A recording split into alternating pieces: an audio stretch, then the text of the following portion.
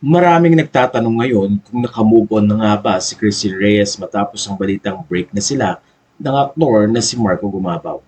Ilang mga photos kasi ang binahagi ng dating National Youth Commission Chairperson na si Gio Tingson at kasama nga niya ang actress na si Christine Reyes sa Hanoi, Vietnam. Sa Instagram story naman ni Angat Buhay Executive Director na si Rafi Magno, makikita din si Christine na kasama sa photo ng kanilang grupo. Caption ni Rafi, "With the newest addition to our small family, ako na lang ang walang jowa."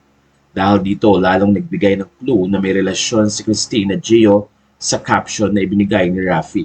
Matatanda ang May 2023 nang mabalita ang relasyon noon ni Christine sa aktor na si Marco Gumabaw.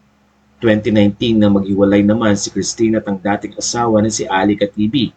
After ilang years ay naanal ang kanilang kasal at doon nga pumasok si Marco Gumabaw sa eksena taong 2023. Naging masaya ang relasyon ng dalawa at doon nga naibahagi ang ilang mga sweet photos nila.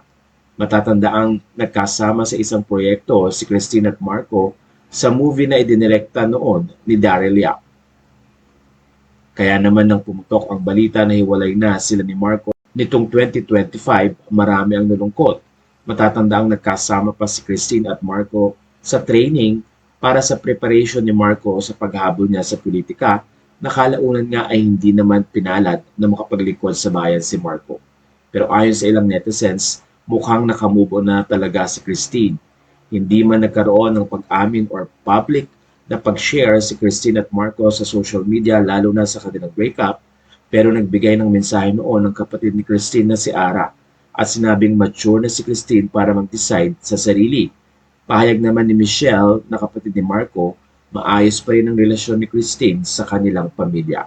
Mukhang kailangan nang tutukan ng mga issue sa pagitan ni Marco at Christine at hayaang mag-heal sila ng kusa lalo na pagdaan ng panahon.